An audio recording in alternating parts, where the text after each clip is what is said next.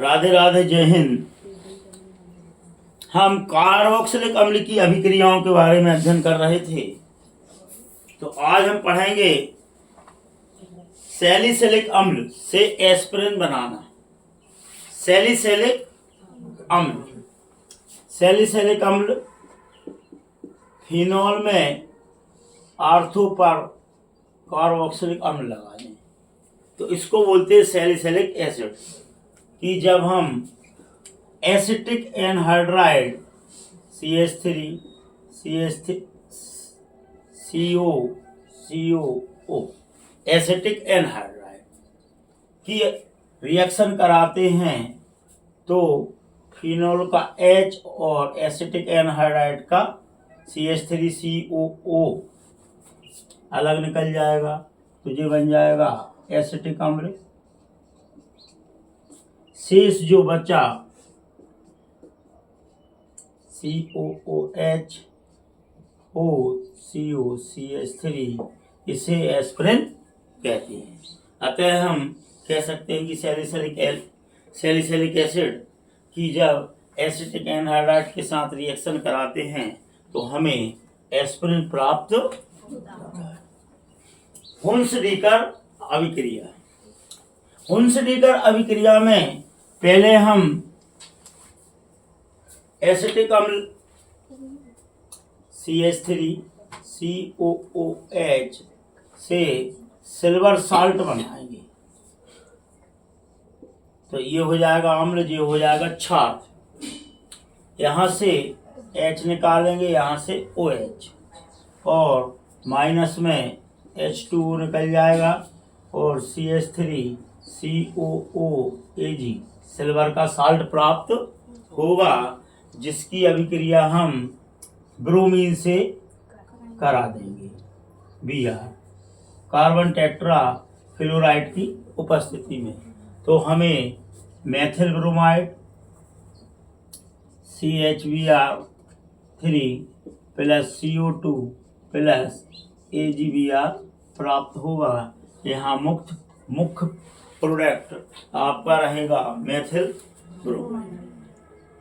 तो जब एसिटिक अम्ल की सिल्वर हाइड्रॉक्साइड के साथ अभिक्रिया कराते हैं तो हमें सिल्वर साल्ट प्राप्त होता है और यह silver salt carbon tetra chloride की उपस्थिति में ब्रोमीन से या कोई भी हैलाइड से क्रिया करके मेथिल हैलाइड या मेथिल ब्रोमाइड प्राप्त होता है। इसे हम हुन्स-डीकर अभिक्रिया कहते हैं। इसी को अगर हमें बेंजोइक एसिड के साथ कराना है तो मेथिल की जगह हम क्या लगा देंगे, बेंजीन रिंग। यहाँ भी बेंजीन रिंग, तो यहाँ पर हमें ब्रोमोबेंजीन प्राप्त होगा। अगली अभिक्रिया है एसिटिक अम्ल से ट्राइक्लोरो एसिटिक अम्ल बनाइए। अब देखो आप,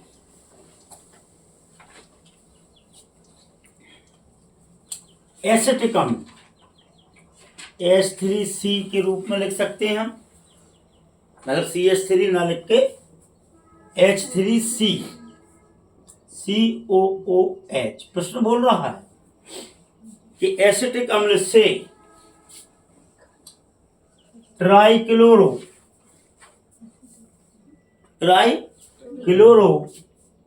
एसिटिक एसिड बनाइए।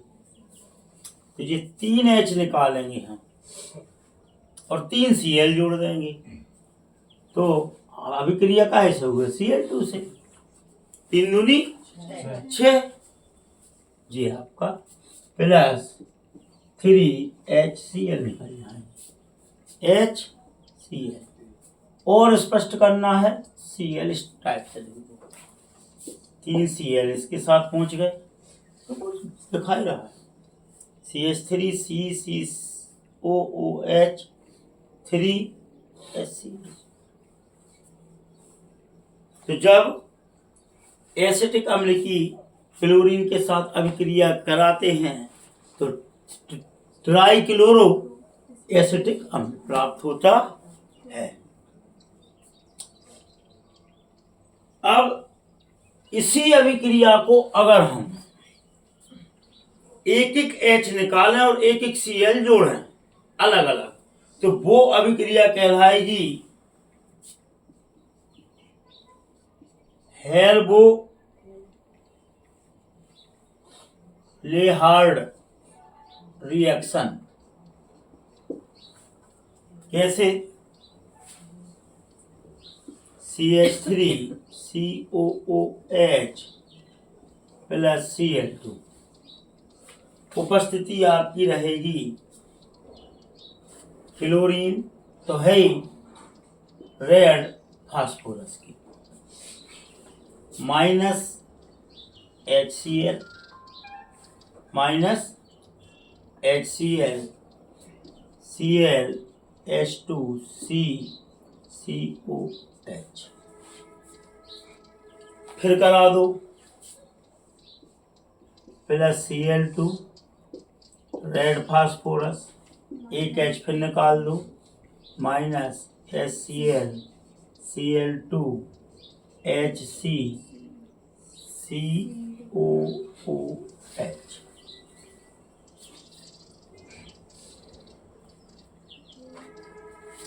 फिर कर दो Cl2 के साथ red phosphorus minus HCl Cl3CCOH।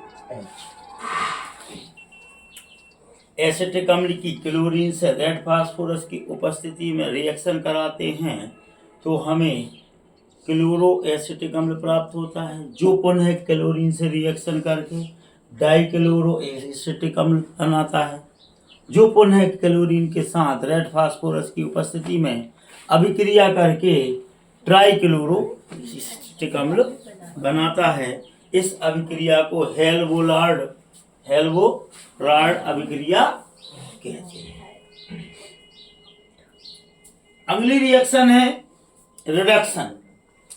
हम बार बार आपसे बोलते हैं कि ऑक्सीडेशन आ जाए तो ऑक्सीजन के साथ अभिक्रिया करा दो, रिडक्शन आ जाए तो हाइड्रोजन के साथ अभिक्रिया करा दो। अब यहां पर दो प्रकार से रिडक्शन होगा, एक आंशिक अपचयन आर्टिफिशियल रिडक्शन और दूसरा कंप्लीट या पूर्ण अपचयन।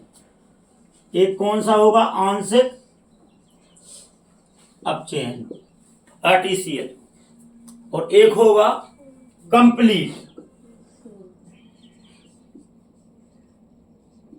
कंप्लीट रिडक्शन या पूर्ण अपचयन। एसिटिक अम्ल COOH प्लस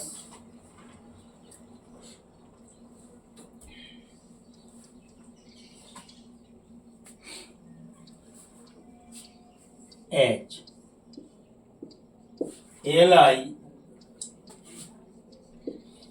AlH4 की उपस्थिति में जब अभिक्रिया कराते हैं तो अब ये आंशिक अपचयन हो रहा है, 2H 1H 1H,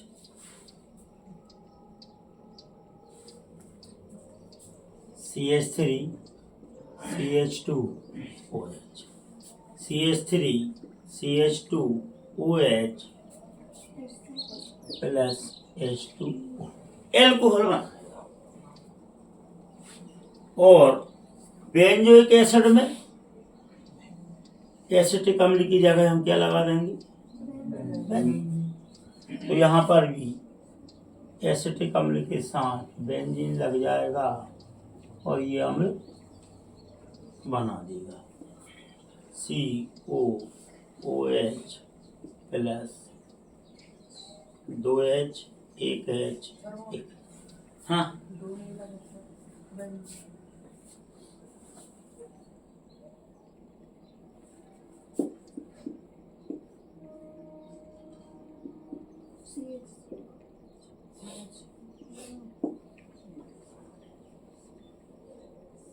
हाँ बोलो, सब सही है। बेंजीन COOH बेंजोइक अम्ल, CH2OH। हाँ, नोट्स में 2 कर लो भाई। अब आपकी है कंप्लीट रिएक्शन जब कराएंगे तो CH3COOH एसिटिक अम्ल लेंगे और यहाँ अपचयन HI के साथ कराएंगे। काय के साथ? HI के साथ। और ये HI हम कितने ले लेंगे? 6। तो 6 ले लेंगे तो ये यहां से कटेगा।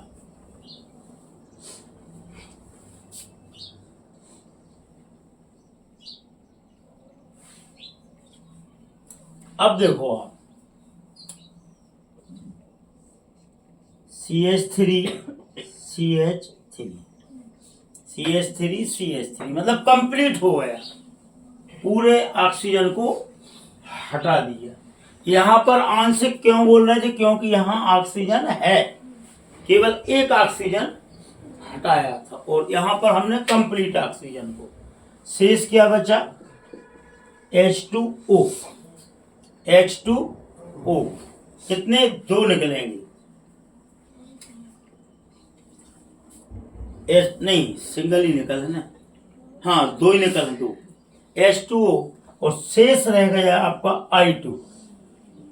कितने थे? 6 थे जी, निकल गए I2।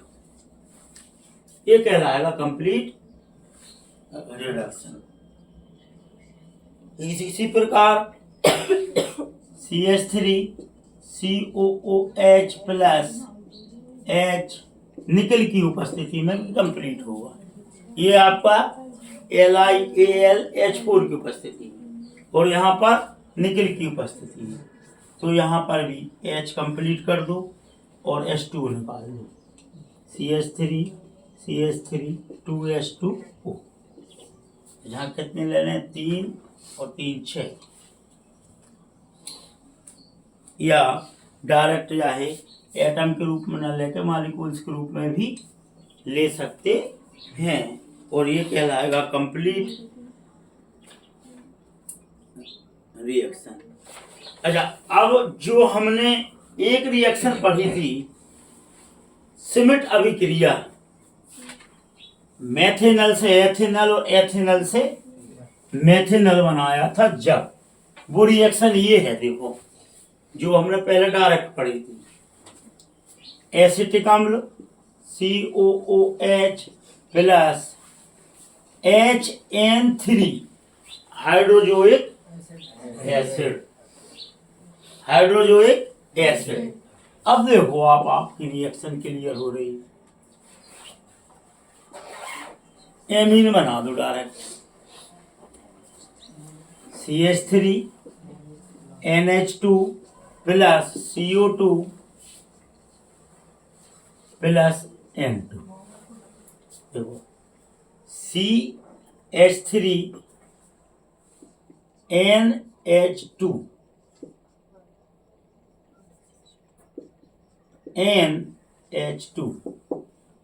कंप्लीट। शेष बचा N2 CO2। इसे सिमिट अभिक्रिया कहते हैं। यह क्लोरोफॉर्म CHCl3 और कंसंट्रेट H2SO4 55 डिग्री सेंटीग्रेड पर जब अभिक्रिया कराते हैं तो हमें एसिटिक अम्ल एमीन के रूप में चेंज होता है, जिसे हम सिमिट अभिक्रिया कहते हैं। यहाँ बेंजीन भी ले सकते हैं, C6H5 या बेंजीन। तो यहाँ पर ये एलिलीन प्राप्त होगा। आज के लिए इतना काफी है। राधे राधे, जय हिंद।